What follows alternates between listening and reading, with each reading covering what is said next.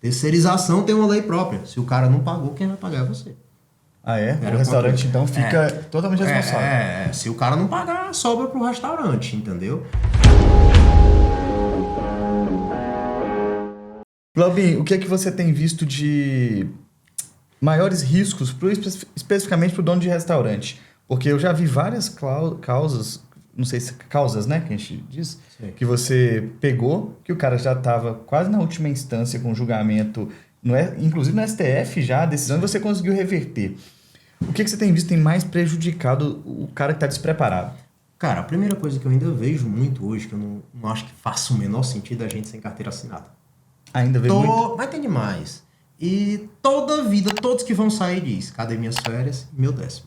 Eu tenho um micro e pequeno empresário, cara, que a pessoa vai arcar ali, além dessas verbas, né, décimo e férias, 8% de FGTS, está tendo uma economia de, sei lá, R$ 90 por mês, para não dormir. Para não poder punir, para não poder fazer alguma coisa, para se pegar o cara lá roubando na loja dele, ainda fica com medo porque tá tudo errado.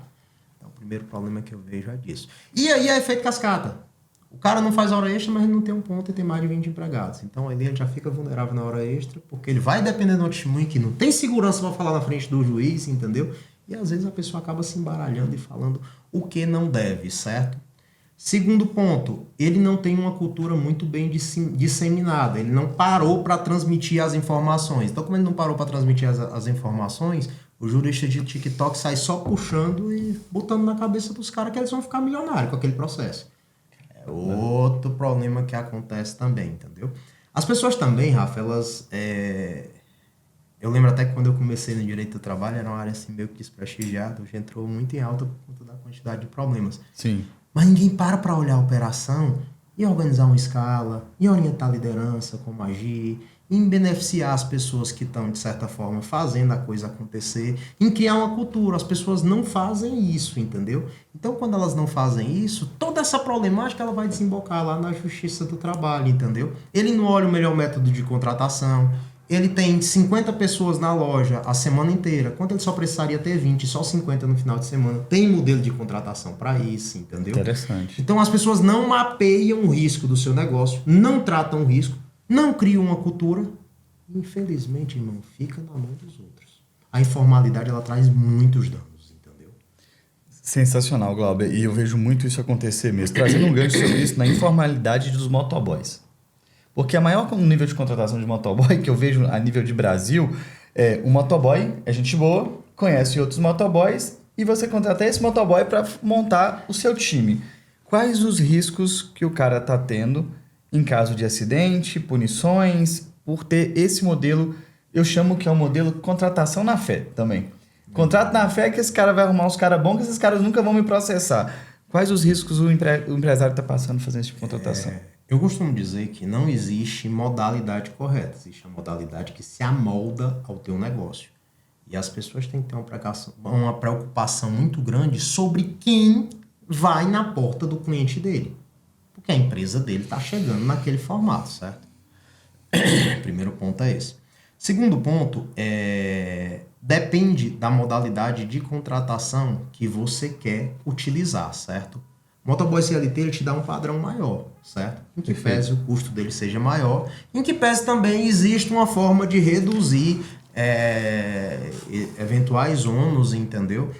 Decorrentes da assinatura da carteira. Então eu vou deixar o QR Code, quem quiser falar comigo eu explico, pode ter algum infiltrado assistindo, né? Legal, né? Legal. Sempre tem uma audiência. Mas após esse tema novo do STF, eu penso que o STF, que é o 1389, ele está caminhando no sentido de admitir outras modalidades de contratação, que não só o CLT, entendeu?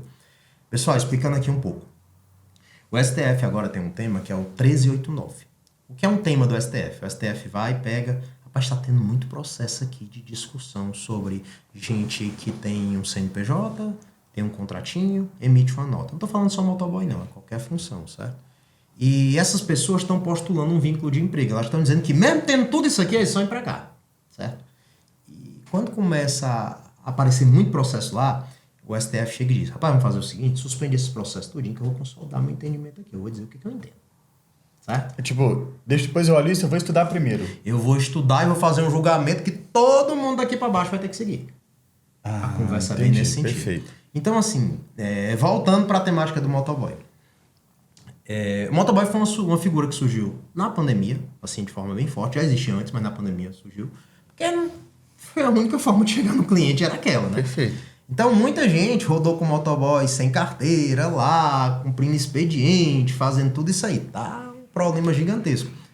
A pandemia, ela deseducou muita gente. E nós começamos a achar que existia uma figura híbrida, né? O misto de empregado e o misto de PJ, né? Então, dentro dessa realidade, o que aconteceu? Existe um problema, uma lacuna muito grande para ser resolvida, mas também existe um movimento de reconhecer essa modalidade desde que você tenha alguns cuidados, essa modalidade de contratação PJ. Primeiro, você pode ter as normas da sua empresa, dizer como é que funciona certinho, entendeu? Mas se o cara é PJ, tu pode contratar ele como PJ, mas tratar ele como PJ. Tá. Isso tu não vai poder exigir horário, tu não vai poder exigir atestado, se ele se ausentar, tu não vai poder exigir uma série de coisas, certo? Mas por outro lado também, tu pode pagar ele só na métrica da taxa, desde que esteja no contrato, desde que ele emita a nota. Acho que a periodicidade semanal seria bem razoável. O primeiro ponto é esse, certo? Mas o cara é contratado PJ, onde você vai fazer todo o processo. O primeiro caso aqui, a gente não tem isso. O cara o cara tá lá via outro motoboy. Mas vamos aqui. Eles caracterizaria? Voltando pro tema 1389 lá, o Fux diz que isso vale até para contratações verbais. Entendeu? Pautado no dia a dia, essa coisa toda. Então, vamos imaginar aqui, um motoboy entrou com uma reclamação trabalhista contra a empresa.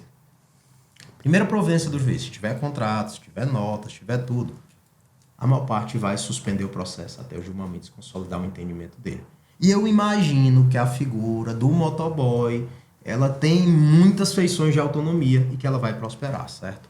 Segundo, o Fux já disse que essa contratação, até de forma verbal, ela tem valia. Então, aquele cara que está sem carteira assinada também, mas tem as feições de autonomia e tal, essa coisa toda, entendeu? Tá ali como um autônomo, né?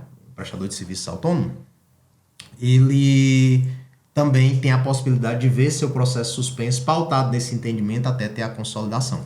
Mas o caso que tu pontuou aí, ele é mais complicado, porque eu teria uma autêntica terceirização. Aí já não teria esse entendimento.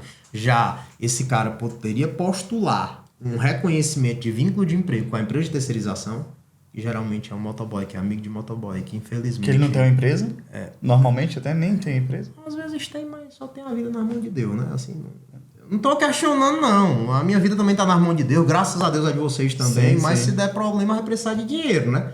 E o cara bota vocês e bota ele. Já teve até um julgamento agora, Rafa, no Supremo, que a pessoa tentou aplicar esse tema e eles disseram o quê? Ei, peraí, o que a gente tá falando aqui é de contrato de prestador de serviço autônomo. A gente não está falando de terceirização. Terceirização tem uma lei própria. Se o cara não pagou, quem vai pagar é você.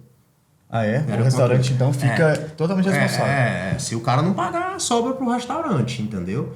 Então, eles falaram que esse entendimento do tema 1389, esse caminho que está sendo seguido, não se aplicaria à hipótese de terceirização. Por isso que eu acho que se você vai contratar uma empresa de terceirização ali, você tem que tomar muito cuidado para saber se ele tem pano para manga na hora da confusão e na hora do problema. Tem que ser uma empresa formalizada? Qual seria o processo para verificar isso? Olha, tem que ser uma empresa formalizada. A empresa tem que ter um capital social condizente com o número de pessoas que ela tem. O cara tem que ter um patrimônio. A primeira coisa também que tu tem que tomar cuidado é colocar no contrato que tu só vai falar quem vai ser a pessoa que vai se comunicar contigo a respeito do contrato. Eu não sei se vocês sabem, mas se o motoboy tá lá como terceirizado, tu não pode dar ordem pra ele, não. Tu tem que chegar e falar pro outro lá, entendeu? Entendi. Porque o cara não tem elo nenhum contigo, entendeu? Então, é mais uma das coisas que poderia gerar a formação de um vínculo de emprego. Assim, eu não acho que seja recomendado, não. Na atual conjuntura, não sei se esse é o melhor modelo. Se você gostou desse conteúdo, clica nos vídeos ao lado para mais gestão, mais vendas e mais lucro no seu delivery.